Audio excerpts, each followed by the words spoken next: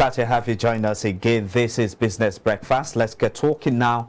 The last conversation segment on the program. Let's tell you that amid rising food prices and harsh economic realities occasioned by the removal of fuel subsidy in May, Nigeria's inflation rate rose to 26.72% in September this year, indicating an all-time high of 18 years.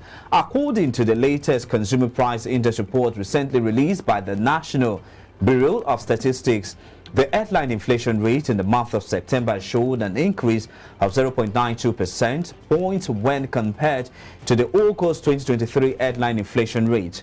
The report also shows that the year-on-year food inflation rate for September surged to 30.64%, representing a considerable increase of 7.3 percentage points compared to the rate reported in September 2022, which stood at 23.34%. Joining me now live virtually in Lagos, Nigeria, to give us more analysis of these figures is the head of FX and fixed income markets at Chapel Hill, Denham. He's a friend of the house, Olatipo Ajayi. Good morning, sir. It's a pleasure having you join me on the program.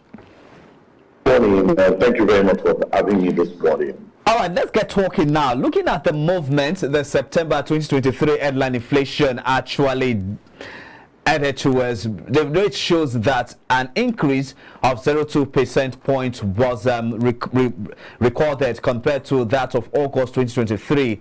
What, in your own view, is the rationale behind the surge in last month's CPI report? Okay, firstly, I think I will start from the fact that the consensus view for the month of September was 27.10. That was the expectation of the market. And, yes.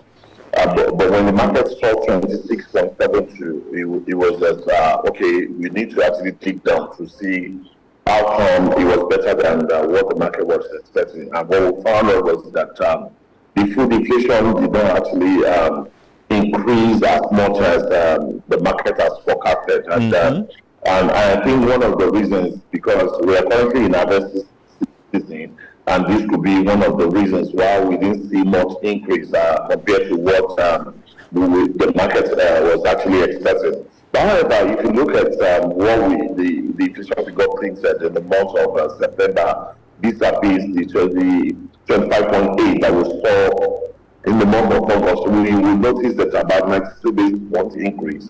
And what we see is the fact that food produce like fish and bread and the likes did not actually increase aggressively as the market would have actually expected. So we also still need to actually see what will happen in the month of October and November to be able to see whether we are already getting to the trough line where we feel that inflation will start reducing or not. All right. Nice one there. Now, with a rise in inflation rate eroding the purchasing power of the average in Nigeria, at what point are we going to start seeing fiscal and monetary policies having a strong hold on this stubborn monster called inflation in Nigeria? Well, it's two-sided, and thank you very much for actually mentioning the fiscal and monetary impact, because if you look at what's currently driving an inflation figure, we will see the aspect that has to be resolved by the Monetary Policy Committee, and also we see the aspect that has to be resolved by the fiscal guys. The aspect that has to be handled by the monetary policy guys, and most especially central bank, is the aspect of foreign exchange, and we need to actually find a lasting solution to the current volatility of Naira, because that keeps affecting the inflationary pressure that we're currently seeing in the market as we speak now. And also on the part of the monetary policy guys, they need to find a way to actually continue to actually drive liquidity in the system, so as to actually find a way to rein in inflation as we see in the market. And on the part of the fiscal policy guys, they need to actually help supply. And because one of the things that would actually push inflation figure up that much is the volatility of the demand and supply in the market. As we speak currently, food supply is actually dwindling, and As a result of that, you see farmers finding it very difficult to actually access their farm.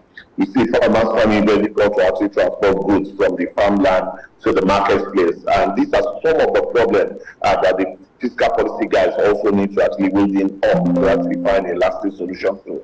Or on the part of the government needs to actually improve the security apparatus and their effectiveness in the country, because farmers cannot access their farms so easily, and these are some of the things that are actually making it very difficult for supply of food into the market. And if all these are done, one way or the other, we'll be able to actually reduce the biting inflationary pressure aggressively. All right, good one there. It has been said that Nigeria's inflation rate is as a result of cost push inflation, going by the prices of food commodities in the market and other commodities. Now, first off, I want to ask you, who should be responsible for regulating prices in the country?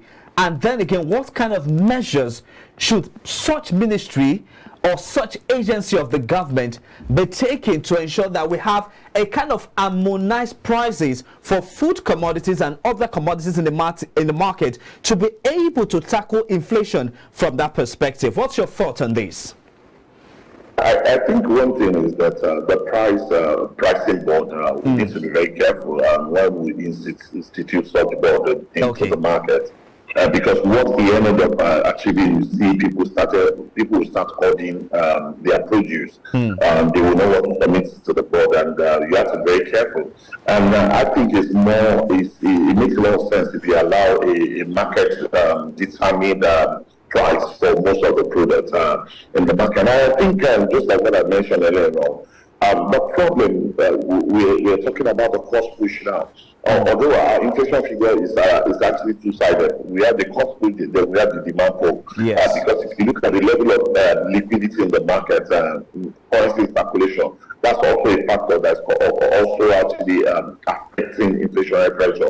But the higher percentage of it can be attributed to the cost push side of the markets. And for cost push, how do you actually solve the situation? I've highlighted part of it earlier on. I said the issue of food security.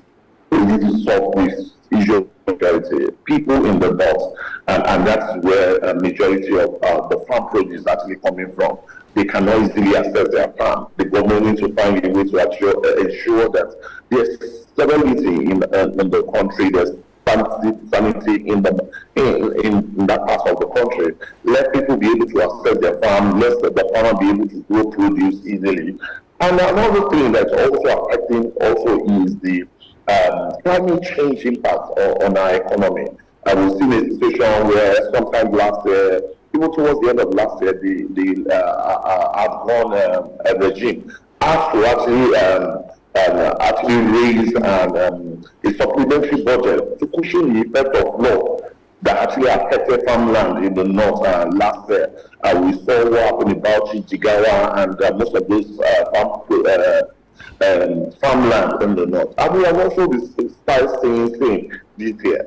So the government needs to find a lasting solution. How do we combat the issue of flooding that's actually affecting farm produce? Because at the end of the day, what this will mean to the economy is that most of the sweat of the farmers would have been wiped away by flood, and at the end, what would that mean a dearth of supply of produce into the market. And the end effect of that is the price of goods will actually skyrocket in the market. So the government needs to work on actually finding a way to actually solve the issue of flood and security, and also what the nation needs to do is create like a commodity board, and I think this has worked in the past, because in the olden days when we used to see the era of the cocoa farmers, what we tend to see is that we see subsistence farmers, we see a lot of these merchants going to them, buying this farm produce from them, and at the end of the day aggregate everything and then now sell to